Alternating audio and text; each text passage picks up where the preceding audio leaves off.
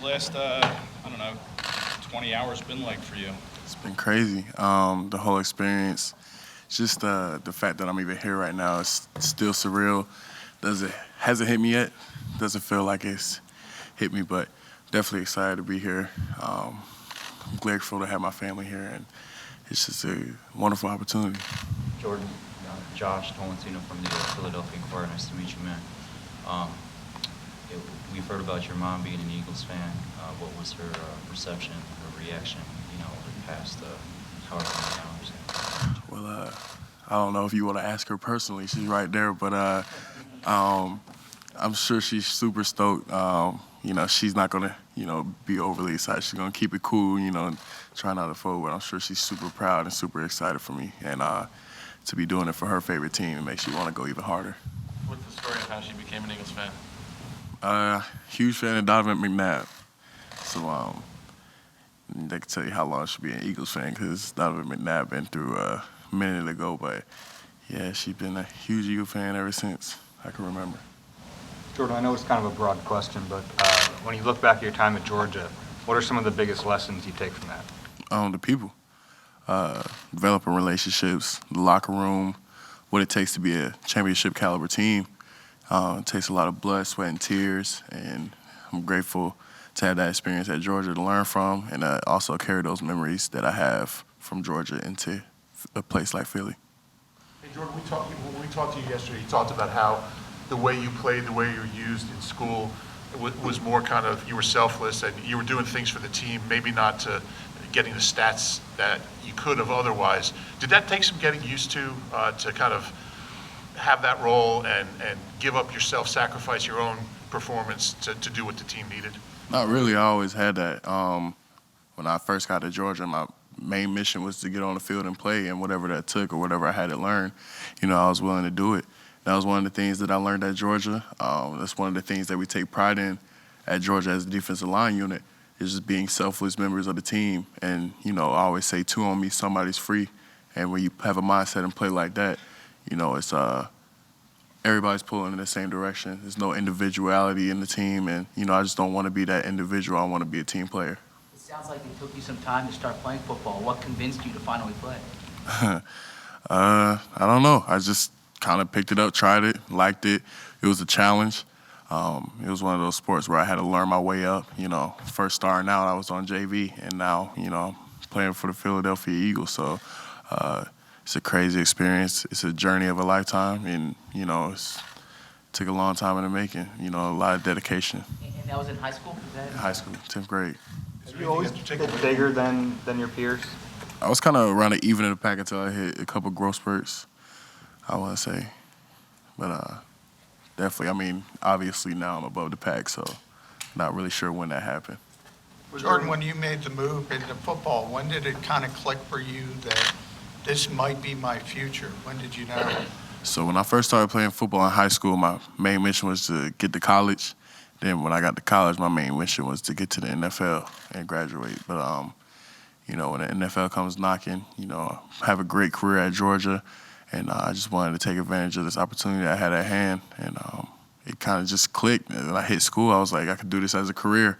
I could do, what I love every day as a career. And, they say if you do what you love, then you would never work a day in your life. So I guess that's when it clicked. Jordan, have any of the players on the team, have they reached out to you, like maybe Fletch or Javon Hargrave, anybody? Yeah, Jalen Hurts reached out to me last night. He was excited, ready to work. And I said, sent back, I said ring chasing, because, that's what we're doing. Obviously, he's been at Bama. He knows what it takes to win a national championship, as do I. And to be able to do that in the NFL takes a lot of dedication, a lot of work. And I'm just willing to learn under him and learn under the other guys on the team and just soak it all in. Jordan, in looking at your game footage at Georgia, before every game, I noticed that you would spend a moment with your mom and pray. Why did you do that, and how did that help you? Well, it's keeping God first. I wouldn't be here without him. None of us would be here without him. I'm a huge believer. And, it's just one of those things that, it becomes common, it becomes a tradition, and it just gives you that little boost of confidence before each game. You might call it a superstition, some people might, but I just feel like I don't have my best games unless I'm praying. Back when you were playing basketball, back in high school, do you feel like you took any lessons from that time and incorporated into your football game? Definitely. I mean, any sport you play will definitely bring in lessons. It doesn't matter, if you're playing tennis or what, you can always learn something from a sport.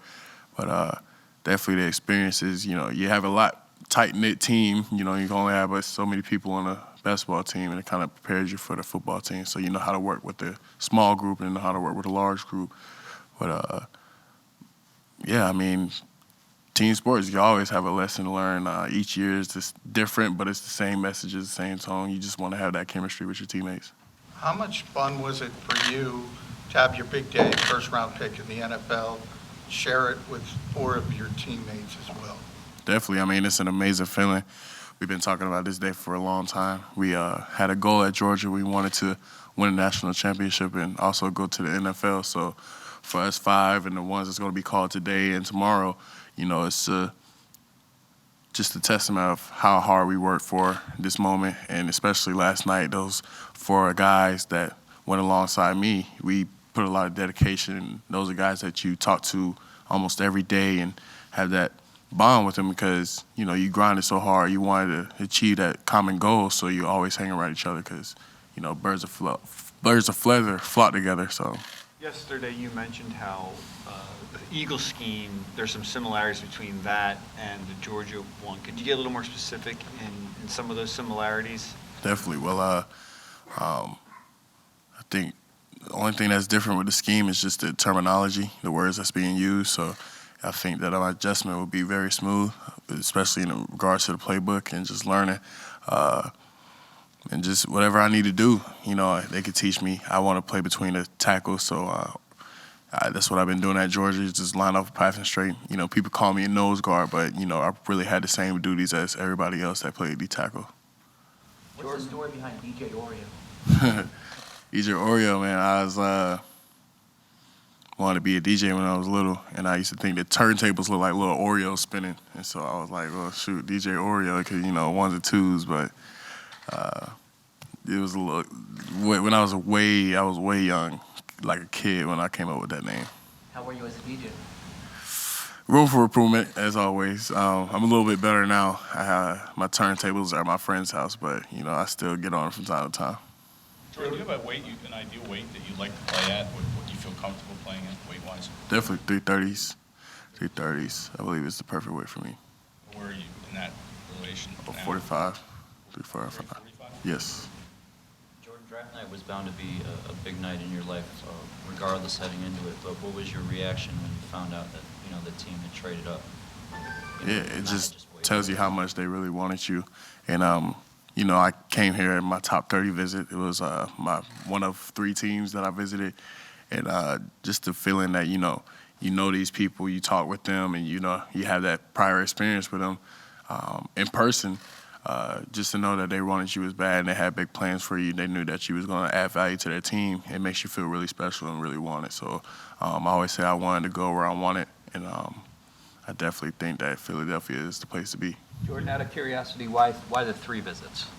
3 visits? Yeah. I guess that's just what I was scheduled for. I didn't choose them. It was really my agency. I guess they connected with my agency and stuff like that. But Who were the other 2?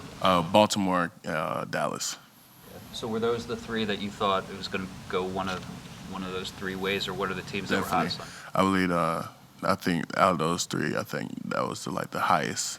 I mean, that was 3 visits, so I can but yeah, I definitely thought one of those 3 teams was going to pick me up, and obviously, I got picked up by the Philadelphia Eagles. Before the trade ended, did you think it was going to be Baltimore at 14?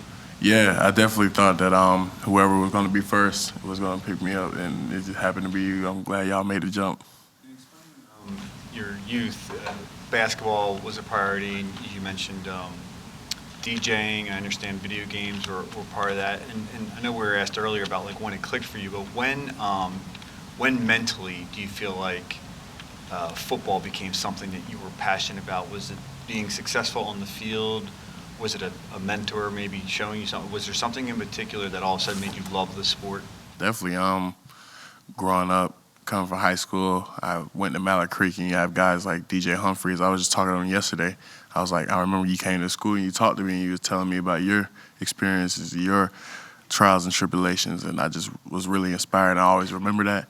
And so as I went along, college it really clicked. I was like, man, like I could really go far in this, and took a lot of work, you know, a lot of dedication. But if you put your mind to it, you can achieve it. And I'm glad that I had that opportunity to do that yesterday and last night. And you know, it's one thing to get to the NFL; it's another thing to stay there. So. Did you remain in contact with DJ during the process, just to understand how it would be to get drafted and to play in the NFL, or? Yeah, I mean, he hit me, and then he was just telling me, you know, his experience. He said, you know, hit me anytime you need something, and you know, I'll definitely take advantage of that. And I'm just ready to. That's why I'm really excited to meet the guys in our unit, defensive line like Javon Hargrave and you know Fletcher Cox, because you know those guys that been in the league for a very long time and you know very productive and do their thing. And I just want to soak up all the information I can.